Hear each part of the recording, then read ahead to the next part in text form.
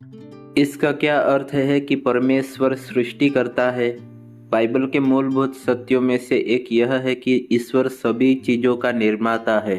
ईश्वर को निर्माता के रूप में घोषित करने वाले कई अंशों में से एक यशायाह 40:28 है। क्या तुम नहीं जानते?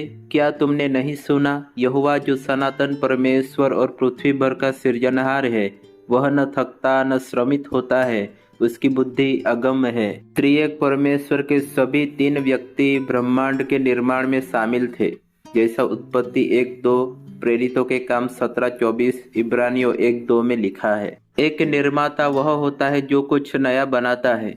लोग कला, परियोजनाएं, संगीत रचनाएं और भौतिक रचनाएं बना सकते हैं, हालांकि उनके पास हमेशा काम करने के लिए कुछ होता है। जैसे कुम्हार घड़े को बनाने के लिए वहाँ पे पहले से ही मिट्टी मौजूद होती है। वे पहले से मौजूद पदार्थ से शुरू करते हैं और इसे नए तरीकों से बनाते हैं। यहाँ तक कि संगीत और अन्य बौद्धिक रचनाएं भी लय, तुकबंदी, नोट्स, वाद्य यंत्र और कलात्मक माध्यम होते हैं जो संरचना प्रदान करते हैं और संभावनाएं प्रदान करते हैं। ईश्वर के पास काम करने के लिए ऐसा कोई कच्चा माल नहीं था। जब हम कहते हैं कि ईश्वर सृष्टि करता है, तो हमारा मतलब है कि वह वास्तव में सृजनशील है।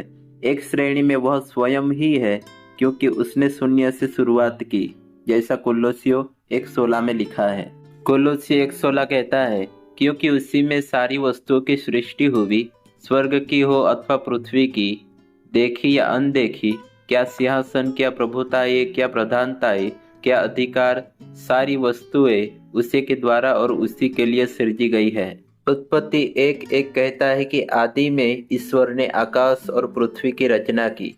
इसका मतलब है कि उत्पत्ति 1:1 से पहले न तो आकाश था और न ही पृथ्वी। ईश्वर ने उन्हें अस्तित्व में ला दिया। 6 दिन में प्रभु ने आकाश और पृथ्वी, समुद्र और जो कुछ उनमें है सबको बनाया। वह ईश्वर है। वह हमारी समझ, समय, स्थान या पदार्थ से सीमित नहीं है। सृष्टिकर्ता के रूप में ईश्वर सभी चीजों का सर्वज्ञ सर्जक और डिजाइनर है। हे प्रभु, तेरे काम कितने ही है, तूने उन सबको बुद्धि से बनाया है, जैसा भजन संहिता 104:24 में लिखा है। जब ईश्वर ने आकाश और पृथ्वी की रचना की, तो उसने इसे अस्तित्व में लाकर ऐसा किया।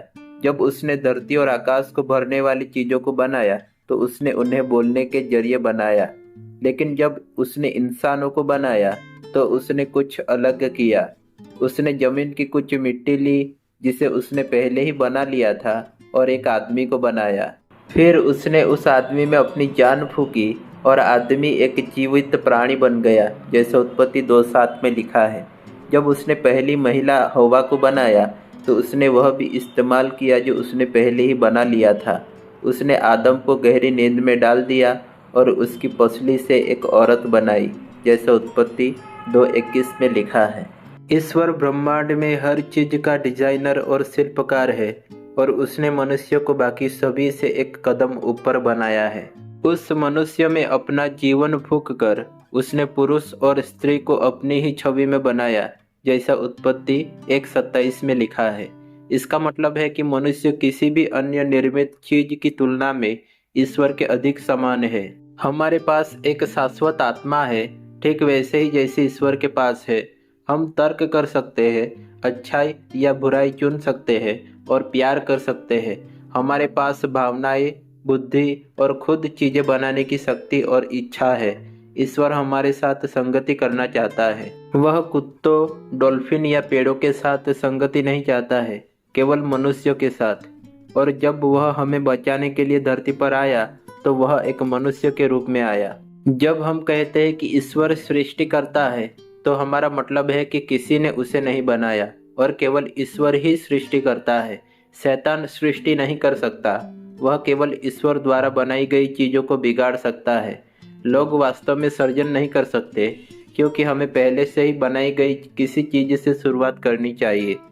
सब कुछ परमेश्वर से उत्पन्न हुआ है। क्योंकि उसने सब कुछ बनाया है, इसलिए सब कुछ उसका है। मनुष्य होने के नाते हम भी उसके हैं, और उसे हम पर शासन करने का अधिकार है। वह हमें उसे चुनने या अस्वीकार करने की स्वतंत्रता देता है।